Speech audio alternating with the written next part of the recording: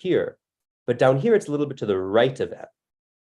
So somehow or other, as we're walking along M, we're seeing that line to the left of us, but then when we cross the point at infinity, we're now seeing that same line to the right of us. So somehow when you cross points at infinity, it does reverse orientation in a weird way when we interpret what we're seeing from this ordinary R2. So I hope that's not too confusing. Maybe the simplest way to really state it is that you can just imagine shooting a laser from this center point. It goes up, up, up, up, up, but it connects, it's really a line that it's traveling along. It's going to go through that point at infinity. It's going to come up from down here and come back to where it started. So these two regions are connected. These two are connected. And overall, there are just two regions that the plane is divided into. Excuse me. A slightly more difficult question is if we have this above this configuration of three lines. So weirdly enough, in projective geometry, this is a triangle. And the reason it's a triangle is because these two vertical lines are vertical, and particularly they're parallel to each other. So they're going to meet at a point at infinity. So really, this is a configuration of three lines and 3 points in the extended plane. That third point is the point at infinity up there where these two vertical lines meet. So we really do have a triangle. It's just that one of its vertices is sitting at infinity. So if this triangle is going to divide the plane into regions, and the question is, how many regions does it connect it into? And if we color those regions, which coloring represents the configuration that we get? So does anyone want to try and answer that? Maybe initially, anyone else besides Manmohan, anyone else want to take, or anyone else who hasn't spoken, want to just take a guess at which of these is correct? In other words, this configuration of lines, this triangle, what regions does it divide the extended plane into? Anyone want to take a guess?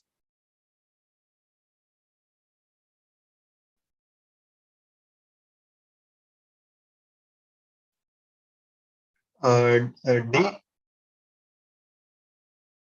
Say that again. D. Okay. That's a good guess. And tell me why you're saying so. In particular, in D, we're seeing that the top left and the bottom are connected. Wait. The two triangles are meeting at infinity, so they are different. So D cannot be the answer. Yes. Both the triangles are different. So let me just check. C. Let me Correct. Because triangles are different, so yellow will. C is the option. C. So yeah. So if we look at C, actually, it's not quite correct. You had the right reasoning when you said D in terms of the upper left and lower right being connected, and you're correct sorry. You had the right intuition about the middle two. So I think second is the correct then. Yes, exactly. So combine those two intuitions and you get B. So maybe can you now explain why B is the correct answer? Okay, so first of all, because the two lines they meet at infinity, so these two triangles are different. So D is eliminated that way. Which two triangles? On the upper half and lower half, these two triangles are different. So you mean this red triangle here? Red and green are distinct. So D is eliminated naturally, and we can cross the region. If you see the B option in the top rightmost corner, if we trace a path, we can come back in the lower leftmost path. So that way these regions are connected. You can draw a line like that. And the thing to notice about that, the reason that for example, you might think, oh, you can also draw a line here, a vertical line center. But I would cross the yes. So that's it. That vertical line will also cross the point where these other two vertical lines at infinity. So it'll actually go from one region to another. So that's why that vertical line does not connect this region and this region. But this line that we could draw, for example, if you can see my cursor, this diagonal line will connect this upper right yellow region to this lower left yellow region. So those are the same region. So that's correct. So so great. So now I think that we've done those. Let's now go back and let's address the question that was originally asked by Manmohan in exercise 2. So let me just pull up exercise 2, 1 second. In this one which is in the screen. This one, sir. Why option C is not correct? From the left. Sorry, it's hard for me to hear you actually. It's breaking up. Can you say that again? Sir, I have to ask some question in this picture, the one on the screen. The one under C. The one on the screen, sir, the current screen. Sorry, can you type in what you're saying? It's the audio quality is not very good, so I'm having trouble understanding. Am I Yes, audible now? No, not quite. It's breaking up quite a bit, so it's hard for me to hear exactly what you're saying. If you can type it in, that'll be great, actually, in the chat. Meanwhile, I'll just pull up the exercises.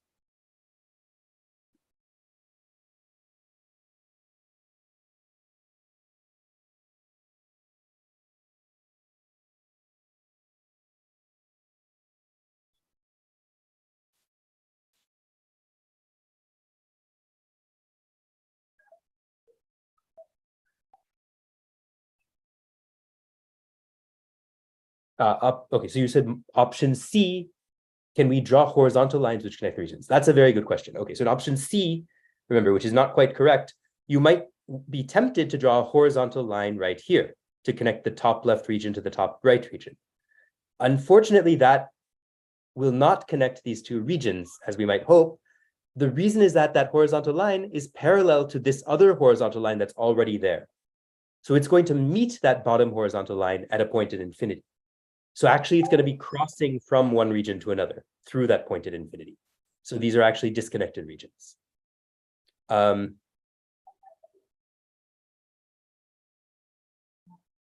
I hope, okay, great. Okay, now what I'll do is I'll just pull up exercise 2, assignment 2. I don't know why this is not, sorry, I'm just trying, okay, stop share. And now I'll do a screen share here. So here's assignment 2. And we're looking at which number was this? Just remind me, that was which we were looking at.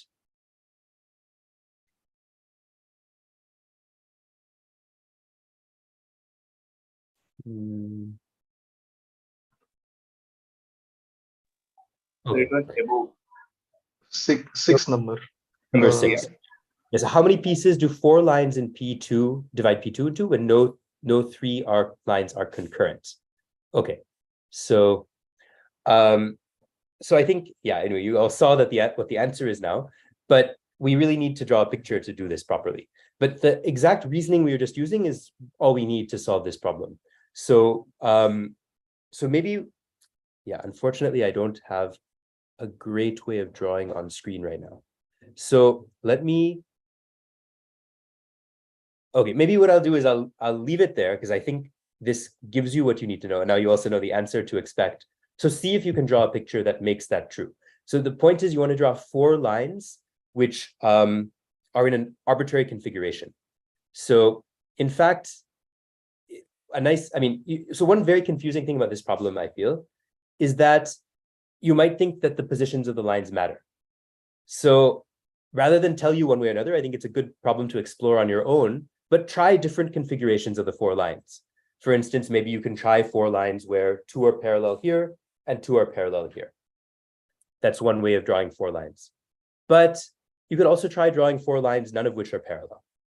And you can see for yourself how the answer changes, if at all, in those 2 scenarios. Or you could draw 4 lines where 2 are parallel, but the other 2 are not parallel.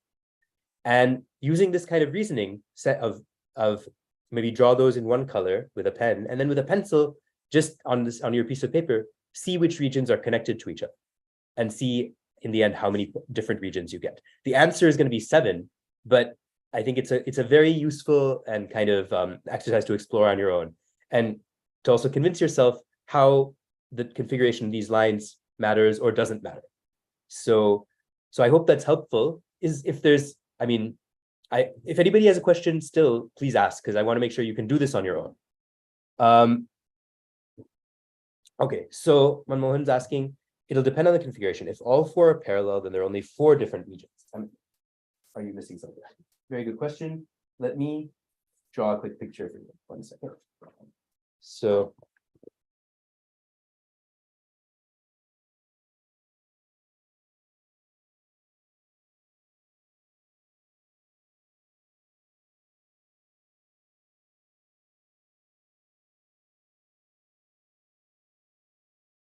All right, so the question is like, if we draw all four, you're saying if all four are parallel. Okay, so if it's 1, 2, 3, 4, then, yeah, so you're actually talking about this bottom configuration. Then there are only 4 different regions.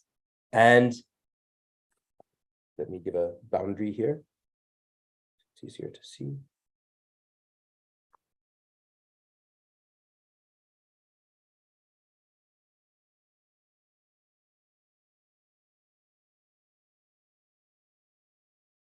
Yes, and you're absolutely correct. In this example, you're not missing anything. There are exactly 4 regions in this case that are disconnected from each other.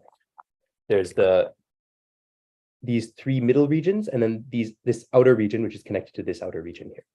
So there are 4. So indeed, the configuration does matter a little bit. And yeah, and for that reason, I'm actually but now we have an additional assumption here. We have 4 lines, no 3 lines are concurrent. So that additional assumption is going to matter a lot. If we have, I should have been a little more clear when I was reading the question. So that's my fault.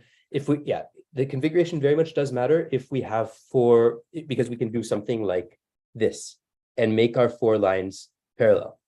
However, if we have the additional condition that no 3 lines are concurrent, then we still have a lot of freedom, flexibility in how we draw these 4 lines. For example, this configuration I drew here, no 3 lines are concurrent. It's true that these 2 lines, I mean, any 2 lines are going to be concurrent. So these 2 lines happen to have they meet at infinity, these 2 lines meet at infinity, and you could have them meet at ordinary points and not be parallel. So what I meant to say really or suggest is that doesn't matter. It doesn't matter whether points meet in the ordinary plane or at infinity. That's not going to change your number of regions. But you do need this condition that no 3 lines are concurrent. So I hope, does that clarify the question, Mohan, and to other people? Okay. Yeah. So we do consider those as being concurrent. Yeah, by the way, for those of you who have maybe seen some of these terms before, there's another, you might say that these lines, when no 3 lines are concurrent, another way of saying that is that these lines are in general position. That's another mathematical term. If you've heard it before, I thought I'll throw it out since that might connect to other things you've studied. If you haven't heard it before, don't worry about it. It's just another term, which basically says that they're not in a very specialized position. If you were to randomly plop these lines down on the projective plane, then that's the kind of case we're interested in. To have 3 lines be concurrent, that's very specialized. So we'd have to put some effort or work into making sure our lines have that property, that constraint. So we're really looking at the more general configuration of 4 lines in the projective plane here. So as an exercise, yeah, I guess I've essentially told you this at this point, but yeah, it doesn't actually matter whether you take this case or if you take a slightly less specialized case like this one here. Really, from the projective geometry point of view, these are the same. This one where they're parallel in the ordinary plane, where their intersections are at infinity, and this one here, where their intersections are actually happening in the ordinary plane if we just keep extending those lines outward. Those scenarios are really the same for a projective geometer, and we're going to get the same number of regions in either case. So you can use either one in your investigation. So Rita Brata, when you say last case, what do you mean actually? When you say it's dividing the plane into 5, do you mean this? You can turn on your mic if you want. Are you talking about what I drew here? No, sir, the one that's above. Oh, wait. Okay. You want to know about this? Okay, Yeah, so that's one. yeah, so let me get a different color. 1 second. Okay.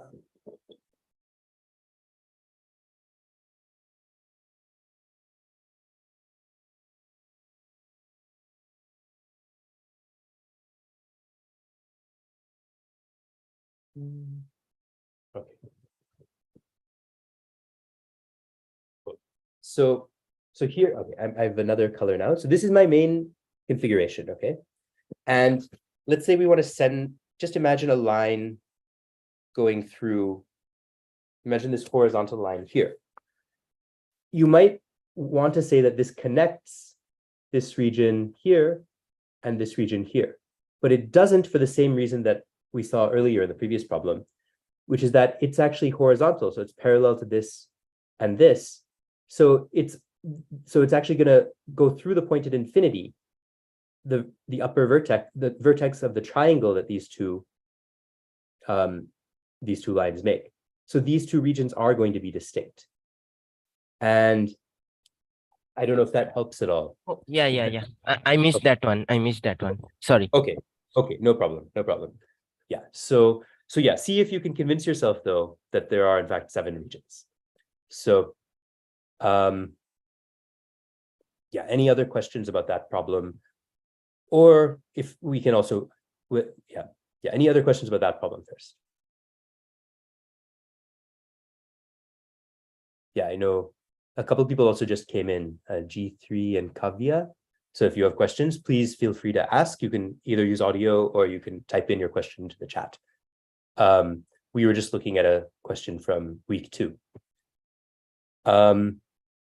All right, so I know the first question that Manmohan asked was from week 1. So let me take a quick look at that. So his question was about assignment 1, about the final question on assignment 1, which was that if we have an artist standing let me share screen.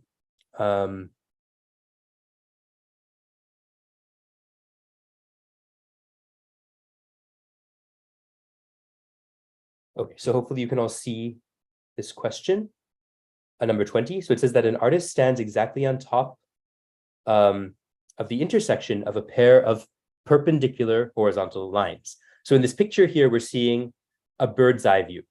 So there's these perpendicular blue lines, and the artist is standing at the intersection of them. So the feet of the artist are on these lines, and her head is directly above the intersection, you can imagine.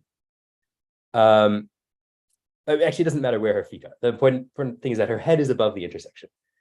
So the artist sets up a large vertical glass plane in front of her on this diagonal, which is crossing both lines. And the question is, if the artist just draws on the glass plane exactly what they see, what image will they end up drawing on the plane? So her head is fixed at this point of intersection, but she can turn her head as she's drawing. In fact, you can imagine her looking. Again, that doesn't really matter. She could be looking this way, she could be looking this way, she could be looking this way. That's actually not going to affect the drawing that she makes, because this is a bit of a approximation. This is like when, physicists say, consider a spherical cow. We're basically saying that let's just imagine that she has one eye. So and that her eye is fixed at this center point. That's kind of the idealized version of this thought experiment. So her eye is fixed at that center point, and what she draws on the glass plane is exactly what she sees. So as she sees if she's viewing these blue lines on the ground plane, she's just going to draw them exactly as she sees them. So as she follows these blue lines out further and further and further with her sight lines, the places where those sight lines intersect the glass plane, those are going to be the points that she marks on the glass plane. So, okay, so coming back to the question, what image will be drawn by her? So again, unfortunately, this PDF has the answer, but can anyone explain the answer to me? Can anybody tell me what the answer is and why that's the answer?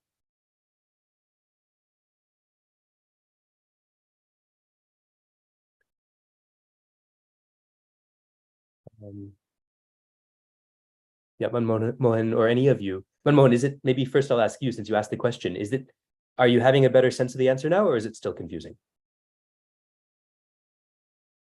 And it's fine if it's still a bit confusing, because it is a very counterintuitive question, and it's not a very realistic one. We wouldn't encounter this very easily in real life. Yeah, or anybody else if you want to pipe in. Yeah. I also haven't understood. Okay, Okay, cool. Okay, so let me just go back to the picture.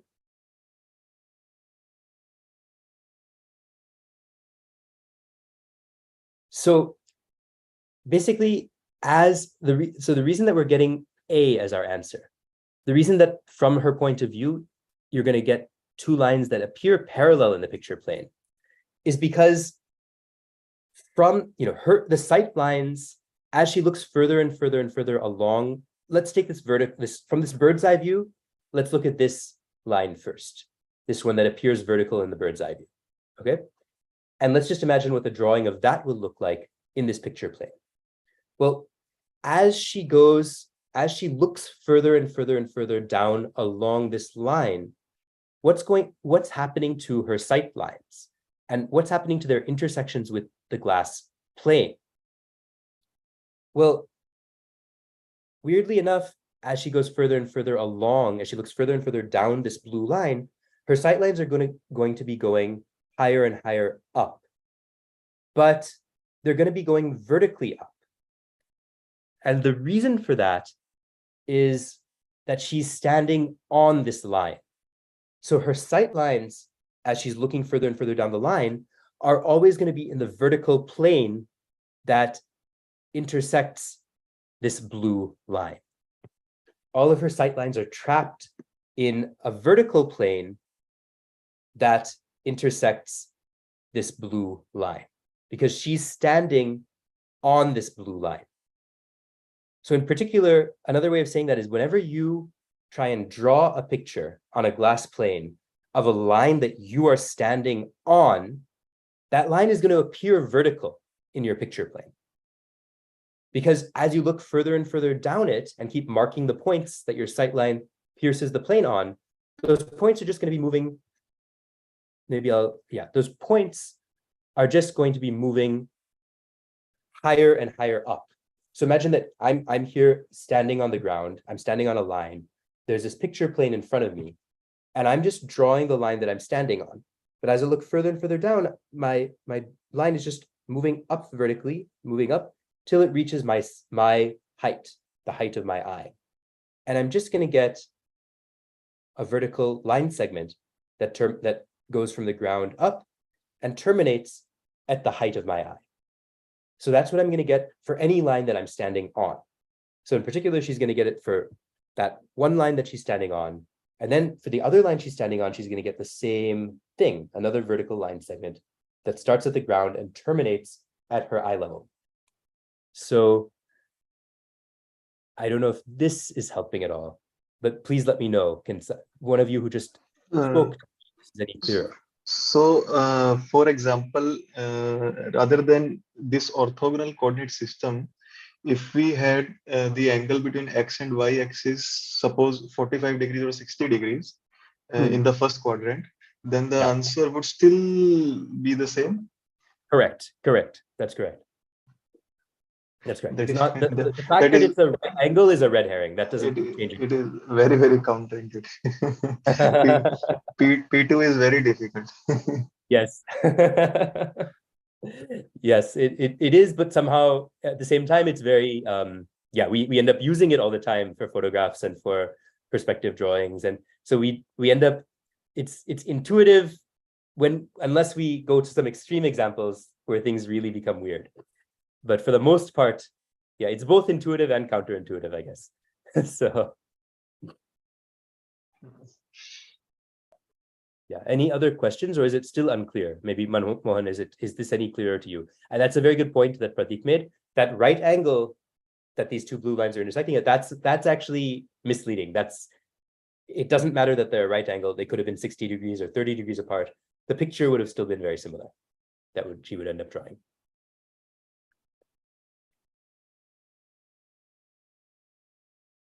Okay, so maybe let's move on.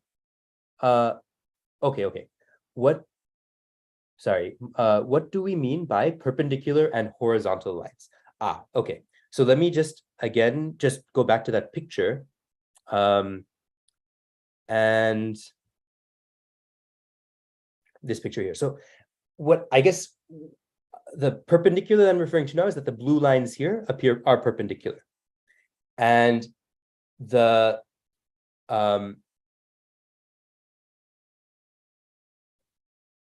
Yeah, so that's a bit confusing. I agree.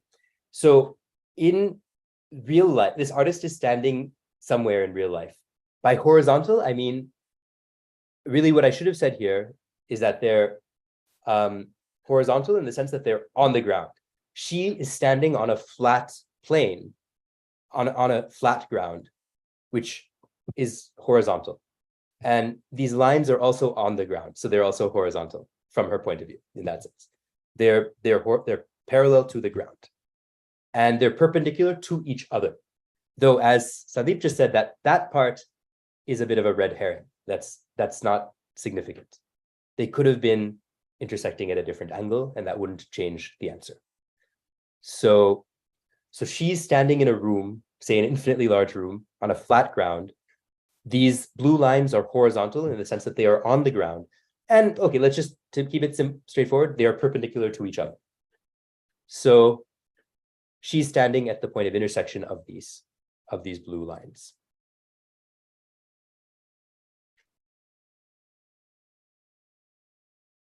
Okay, so I think maybe we'll move on now. The Devkar is asking, there was a problem where we had to find viewpoint of observer on the picture plane where 4 points A, B, C, D were given. Okay, yes. Let me just find that. So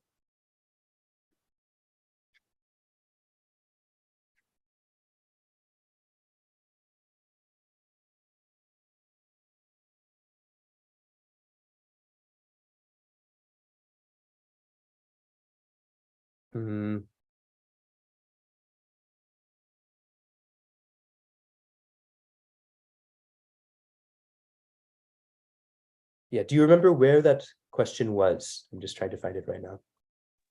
That was in the third lecture. That was in, yeah, the 3C, I guess.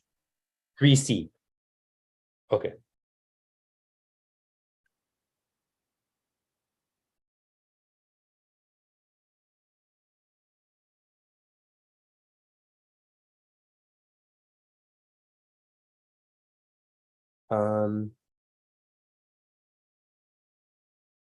Wait, sorry. This is not the question you're asking, right? The eye level relative to. Yes, this is not the one. Okay. Okay. I think yeah, so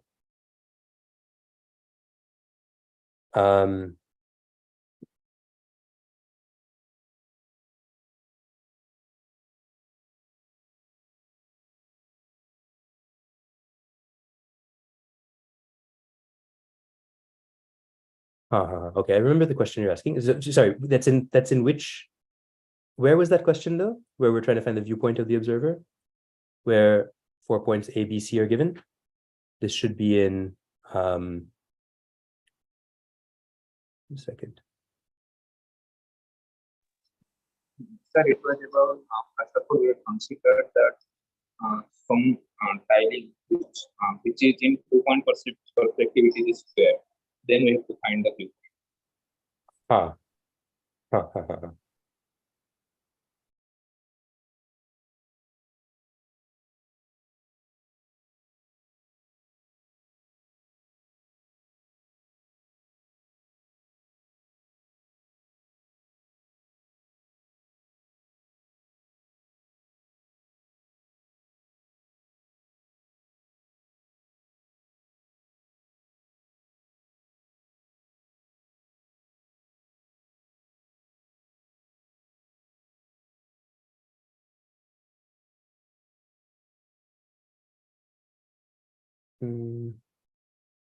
Does anyone remember which lecture it's in? Sir, it's in third lecture. The third lecture. Okay. So I thought at first. So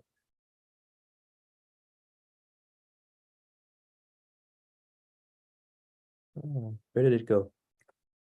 I see. It was I see. It was only in the video. It wasn't outside of the It video. was in the video. It was not out in the Correct. YouTube. Yes. I thought I had done it outside of the video also, but I forgot I didn't end up doing that. Okay. So this is a very good question. This one is a bit tricky. But it involves basically, okay, so first I'll answer Manmohan's question about it. The same problem, so 2-point perspective of a square. What exactly does that mean? So what that means is if you see this picture here, we can assume, so a priori, if we just see this picture and we don't have any additional information, what do we know about this? All we know is that this is a perspective drawing that somebody has made of something they see in front of them.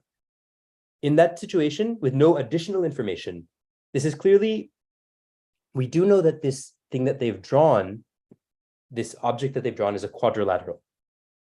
We don't necessarily, we also might suspect that it's not just a quadrilateral, but a rectangle because, or rather a parallelogram, because these two opposite edges, oops, sorry. Oh no, 1 second. These two opposite edges intersect at a point at infinity. These two opposite edges intersect at a point at infinity. We have a horizon line. So it's reasonable to think, okay, this is an image of a parallelogram. But now I'm giving you some additional information. I'm saying this is not just the image of a parallelogram. This is the image of a square. So this person, this artist, they saw a square, actual honest square tile sitting in front of them, and they drew a perspective drawing of that. So in real life, this tile that they've depicted here is actually a square. That's what I mean in answer to Manmohan's question by the phrase 2-point perspective of a square. And we need to use that to do this problem. We need to use the fact that this is actually a square. So, second, I think there's another image here. Let me just see. Yeah. So now you see here that this is the top-down view of the artist drawing this tile. And from the top-down bird's eye view, it's actually a square. We see that here. So using that fact that it's a square, the question is, can we figure out the viewpoint of the observer in the picture plane, where their eye is? So so in particular, we have that this is a right angle. And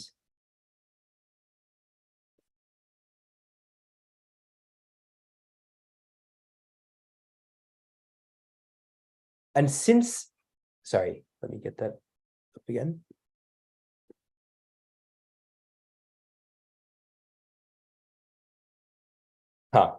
So we know that since it's a square, this angle is a right angle.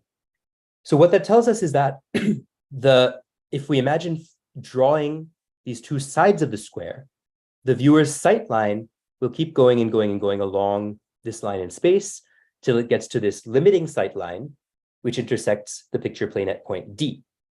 So this line of the square is going to converge to the point D on the picture plane, and this edge of the square, its image in the picture plane is going to eventually converge to the line B, if you were to follow it along beyond the square and just follow it on infinitely long, infinitely far.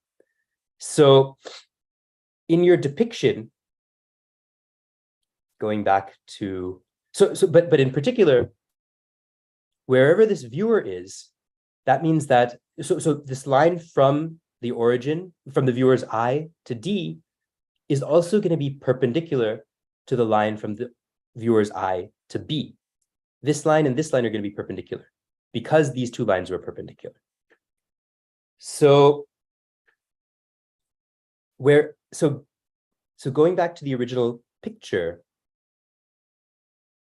where was that?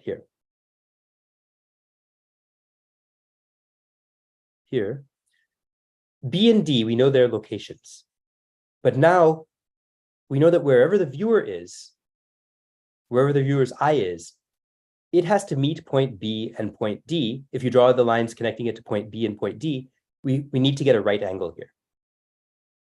So now we can kind of figure out where the viewer is sitting by that fact. Wherever the viewer is sitting, there's many possible places, but we know that the angle that the viewer's eye makes when we connect it to B and we connect it to D, in other words, when we draw the point B, O, D, we need to get a right angle. So this is where this reasoning. So once we know that, we can apply a very classical result from geometry, which you must have seen at some point, though you may have forgotten about it, but it's a very useful result. So namely, the result concerns the set of given 2 points, like B and D. Suppose we want to look at all the points O such that BOD forms a right angle. So my question is, what will that set of points look like? So can anyone tell me that? A circle? A circle, exactly. This is Thales' theorem. So if we fix points B and D in the plane, and we look at all of the points O, which such that BOD forms a right angle, that set of points, that locus, is going to be a circle. And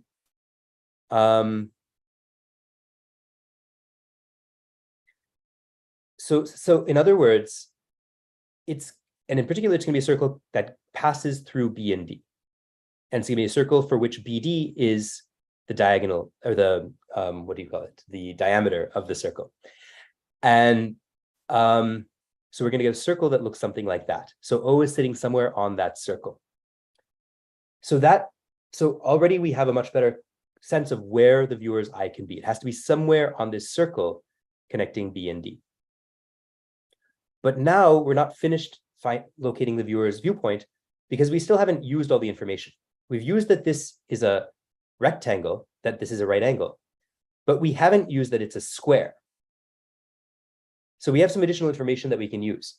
So what's a special feature of a square? That all rectangles have the feature that their corners are right angles.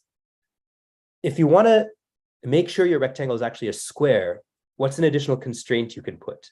Is there any easy way to check? What are some ways to check that a rectangle is a square? Are there any other places that right angles, can you characterize a square purely in terms of right angles? I guess that's a better way to ask my question. Diagonal intersection. Exactly. The diagonal intersection of, if the rectangle is a square, then the diagonals are going to intersect at a right angle. If the rectangle is not a square, imagine a long rectangle like that, then the diagonals are not going to intersect at a right angle. So that's an easy way to characterize squares purely based on right angles. So to finish this problem, to really find exactly where the viewer's eye is, we need to use that second property, that the diagonals intersect in a right angle. Since the diagonals intersect in a right angle, we can follow the diagonal lines with the viewer's eye to points A and C. Going back to this picture. Points A and C. That's where the diagonals are on the horizon line. Diagonal lines converge on the horizon line. We know that wherever the viewer is,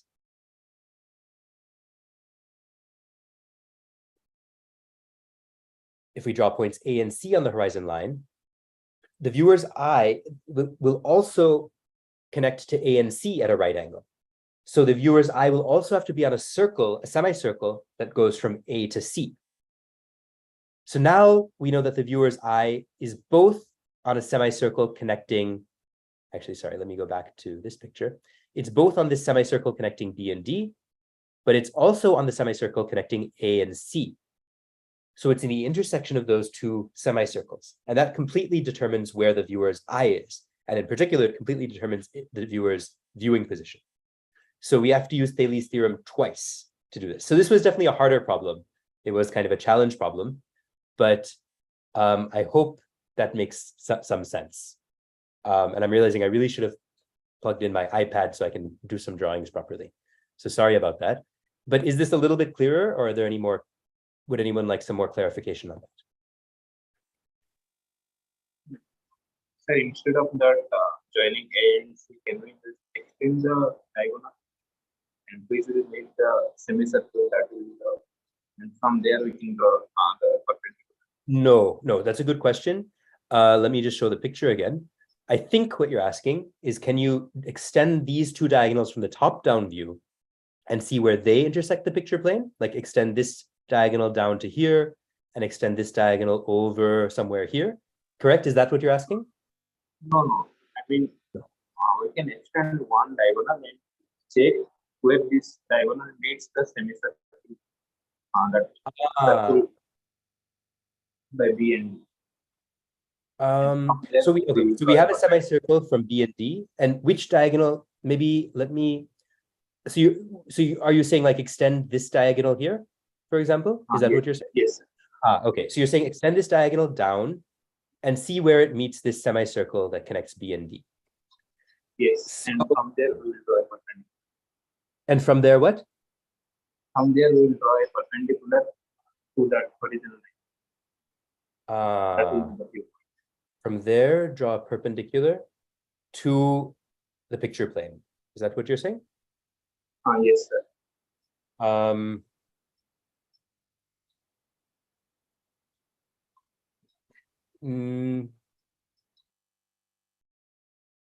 I don't think that'll work because I don't see why that would work. Can you explain your reasoning?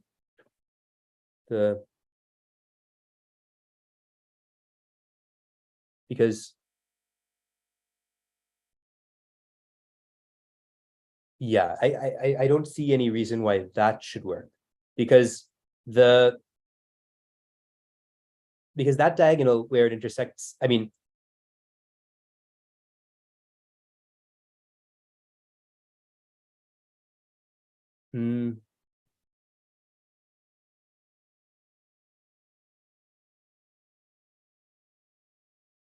yeah, so this picture is actually kind of useful because we have A, B, C, and D all marked. So you can imagine drawing a semicircle connecting B and D. You could imagine a semicircle connecting A and C. And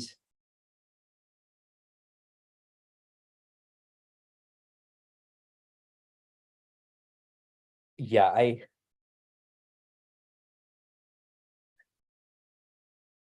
in some sense, we need to know where those two semicircles intersect to really narrow down where our viewpoint is on the left-right axis. So yeah, so I don't see how following this diagonal to where it intersects the semicircle and then drawing a perpendicular up. Yeah, I'm having trouble interpreting what that would even represent.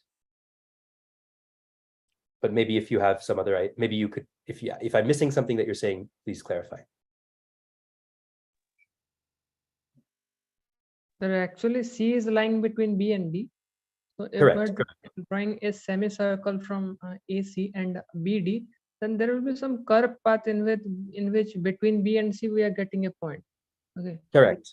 If we are taking a straight line, that is, it is also joining C basically, the diagonal. So it will not follow a curved path. So it will take some other point. So Yes. the answer will be different. Yes, exactly. So that won't give that won't give the correct answer. That's right. That's right.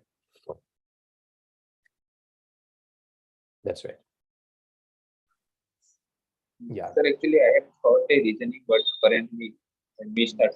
I mean, during that, during when I watched the video, I have thought this reason, but right now I'm not able to recall that. Maybe I can later on think about. We can. Okay, feel free to get in touch later. We can talk more about it then. We can. I mean, if you want to write it to me on the forum or in an email, I'll get back to you. Okay. Yeah. Okay. Cool. So I think we have time for one more question or one more topic if anybody wants to ask about anything else. So let's move on and try and cover one more thing. And again, it can be a specific question, or it can also be a topic that you want to know more about or that you didn't understand. So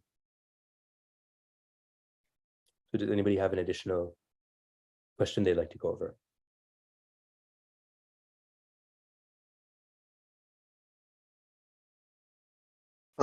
Assignment 2, can we just discuss question number 4?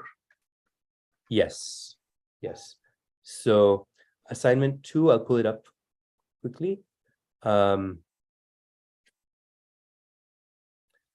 question number 4 is asking which of the following depicts, one second.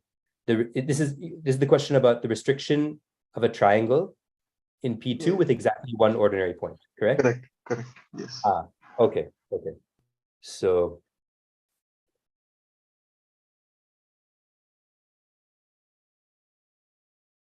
Okay, so here, so which of the following depicts the restriction of to R2 of a triangle in P2 with exactly one ordinary point as a vertex? So as you can see, the correct answer is A. So first of all, if it has exactly one ordinary point as a vertex, so first of all, let's look at the other examples and see why they don't work. So example B is indeed a triangle, but it has two ordinary points. Correct. So that won't work, but it is a Yes. triangle. Part C, that is also a triangle, but how many ordinary points does this have? I haven't drawn them all, but actually how many ordinary points does it have? All three ordinary. 3. It has 3 ordinary points, because if you continue these lines further, they intersect at another ordinary point here. So part C is again a triangle in P2, but it has 3 ordinary points as vertices. Part D, answer D, this indeed has just one ordinary point. We're looking at 3 concurrent lines here. But is this a triangle? And I suppose maybe here it's useful to have a better definition of what a triangle is. So, so when we talk about a triangle, we really mean a configuration of three lines that are not concurrent. This will not be a triangle, and in fact, it's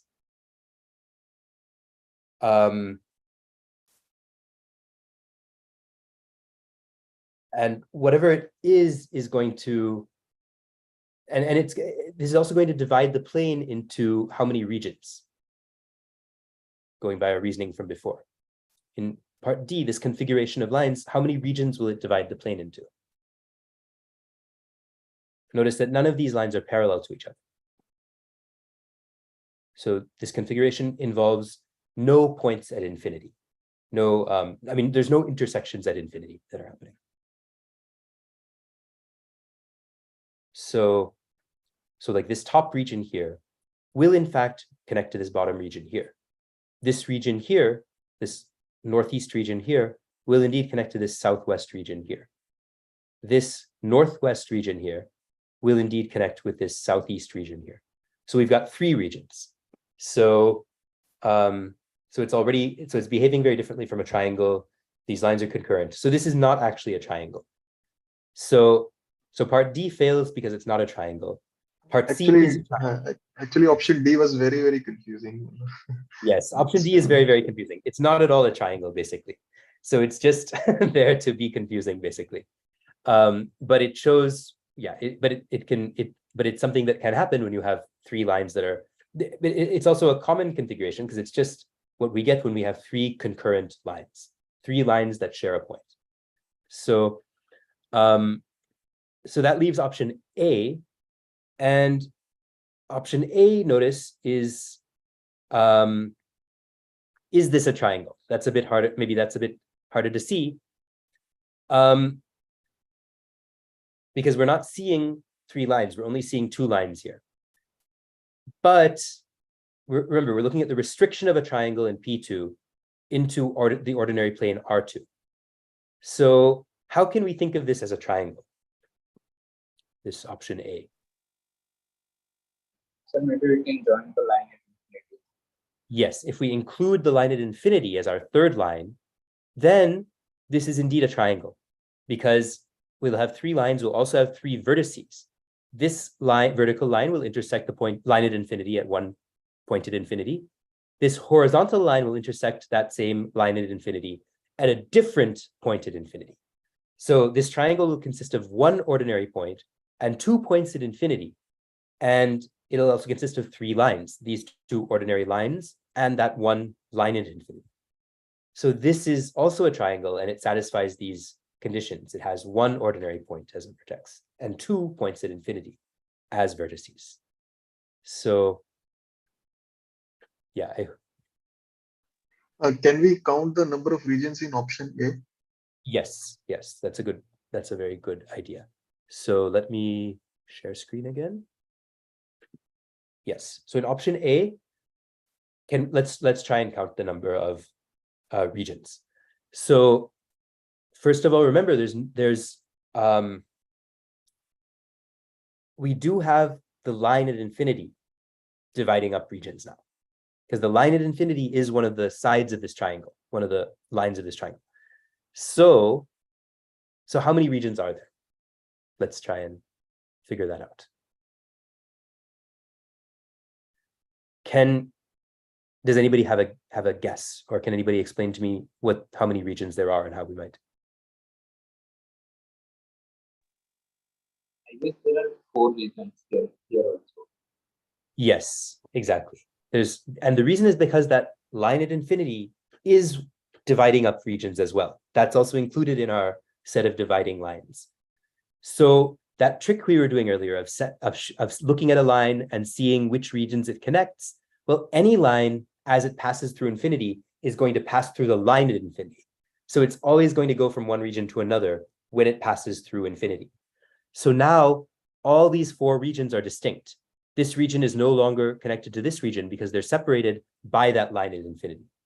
This region here is no longer connected to this region here because it's separated by that line, and they're separated by that line at infinity. So all 4 of these quadrants are separate regions now. So in fact, it's just like the triangles that we were looking at. So part B is also a triangle. We already considered that case, and we saw that that divides the plane into 4 regions, right? One is this one here, 2 is this other diagonal region here, 3 up here, and 4 down here. So we had 4 regions there. Again, we have 4 regions here. And in part C, you can check for yourself that once again, we should have 4 regions. So any triangle will divide the plane into 4 distinct regions. And it's a nice exercise to check for yourself why part C divides the plane into 4 regions exactly. So does that make more sense, Devkar? Yes, sir. Okay, cool. And yeah, I would recommend as an exercise, just try for yourself with this triangle in part C, where we have all 3 vertices are ordinary points. Check for yourself how many regions that divides the plane into. We have our central, unfortunately, to make the problem trickier, I didn't complete the drawing, but imagine this line and this line are extended. Even this line, imagine it's extended. It helps to draw it on paper. So really what I'm asking you to do is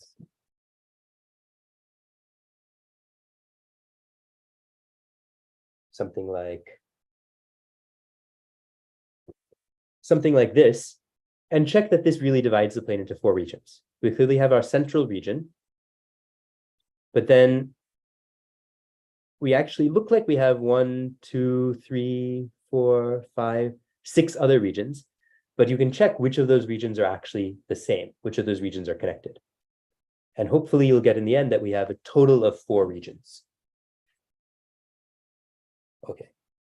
Now, yeah, I guess officially the office hours are over, but I don't mind staying a little longer if there's other questions. So if we have any more questions, I'm happy to talk about them. Okay. Yeah, okay. Yeah, Pratik, you tell me your question first. Just the last, for the second assignment, question number 12. Okay, second assignment, question number 12.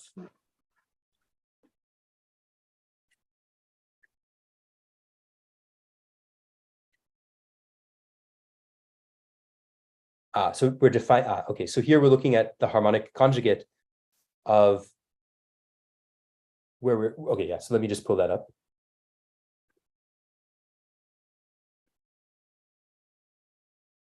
You're looking at number 12, which is asking for the harmonic conjugate HAC of A. Yes.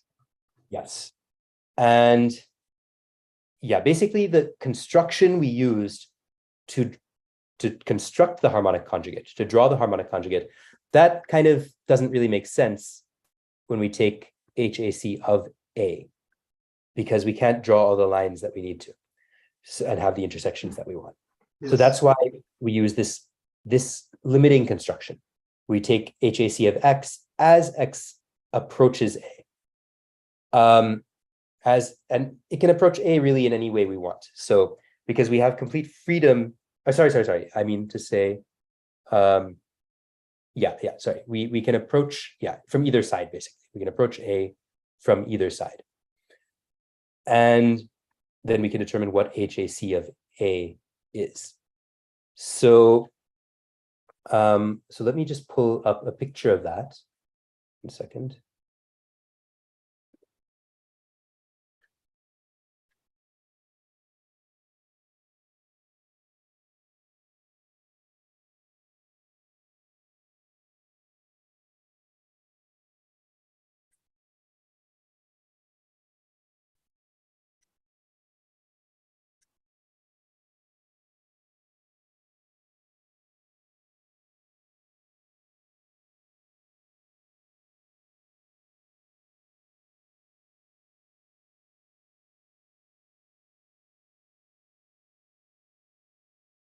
Okay, so let me do a screen share.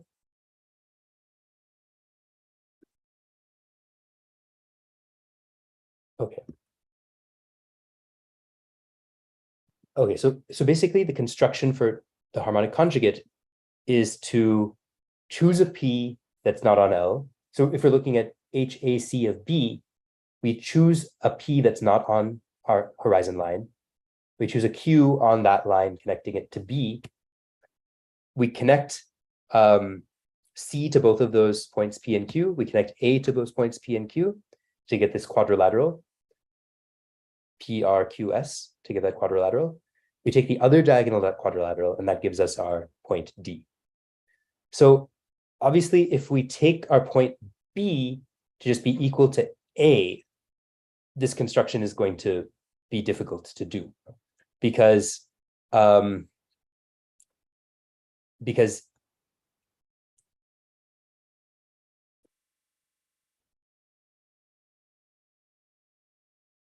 this stage, when we connect C and A to P and Q, well, we're not going to end up getting a quadrilateral in the way that we want. So instead, we have to just make B go closer and closer to A.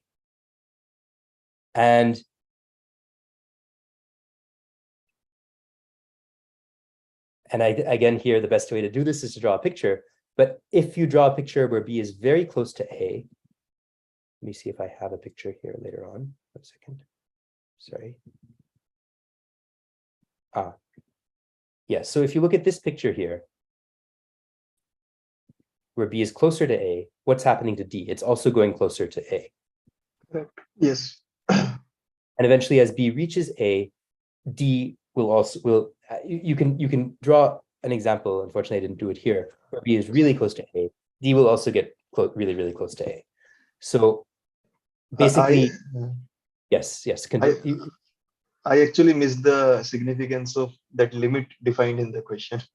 That's why. I see. Okay, but really, that's all the question is asking. It's just Yes. that as B gets closer and closer to A, D will also get closer and closer to A, because that quadrilateral we're drawing is becoming narrow, and its diagonal is basically approaching, that other diagonal is basically approaching the line from A. Yes, So, it is clear now.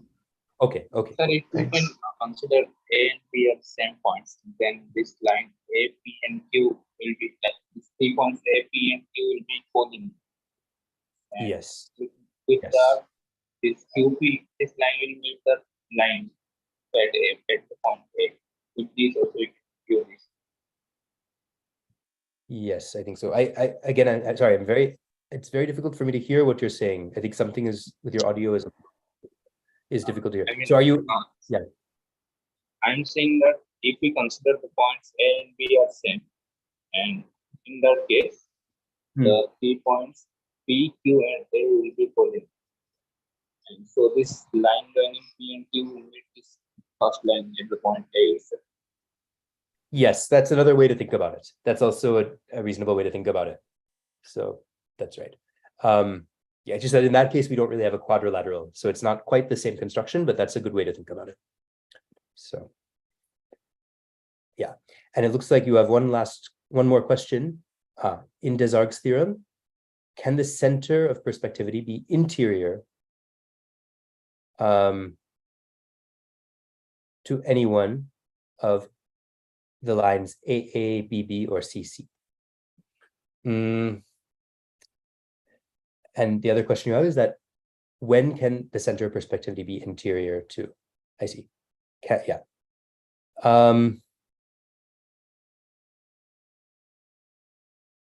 Yes, that's a very good question. So yes, the center of perspectivity can actually be anywhere and the theorem will still hold. But to interpret it as a light source, physical interpretation becomes very funny if we put the center of perspectivity in the interior, for example. So, so yes, the math works out, in the theory works out, the theorem is still true, but our physical interpretation breaks down. So unfortunately, that's the case with a lot of these theorems in projective geometry. We have a nice physical interpretation for a certain subset of cases. But for the general case, our physical interpretation might break down. It no longer really makes sense. And that's exactly what's happening in the situation you just asked about. So yeah, I mean, I like the physical interpretation because it gives a more intuitive sense of what Desargues' theorem is saying. But eventually we also have to let go of that physical interpretation and step back to the more abstract interpretation to get the full impact of the theorem, to really understand everything it's saying. So in full generality. So I hope that helps. Yeah, any other final questions?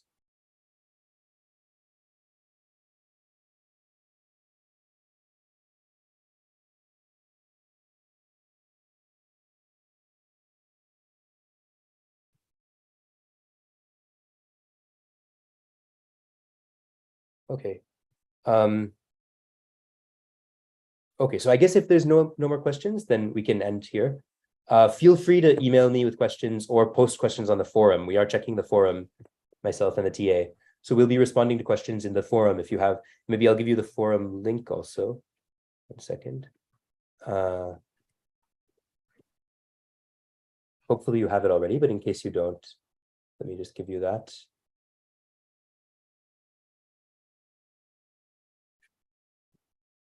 So that's the link to the question forum. And you can also email me. My email address, I'm just writing here. You can use my Gmail address, that's fine. That's a guaranteed way to get in touch with me also. So yeah, so just either of those ways you can contact us for with more questions. And yeah, I guess that's it. So is there yes. any such similar session planned again? We can definitely do another session next week. So maybe on, let me think for a moment.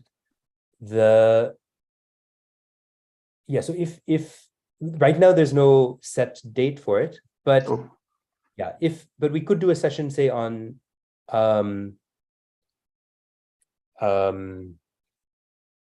maybe when week 4 ends.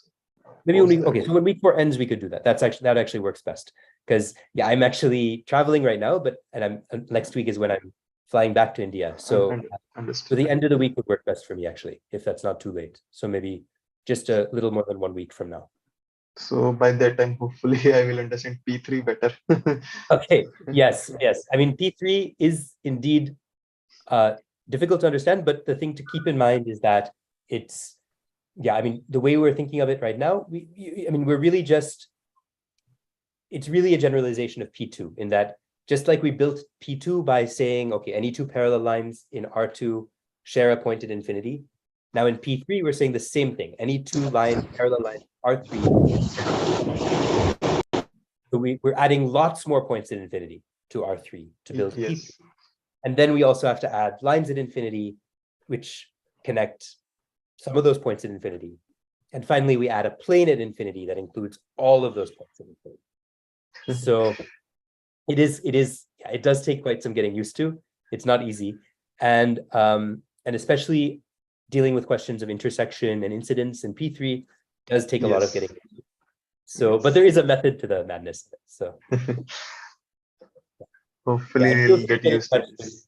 Yeah, I hope so. And really feel free to message if you have any questions. So. Sure. Thank you, Professor Vijay. Okay. Yeah, thank you. Thank you all. So yeah, thank you, sir. Thank you. Thank you. And yeah, we'll do a session next week at the end of the week. And I'll send you an email about that sometime next. Yeah, okay, sir. Okay. Okay, great. Yeah. So take care and good luck with the rest of the class. Okay. Okay. Bye. Thank you. Bye.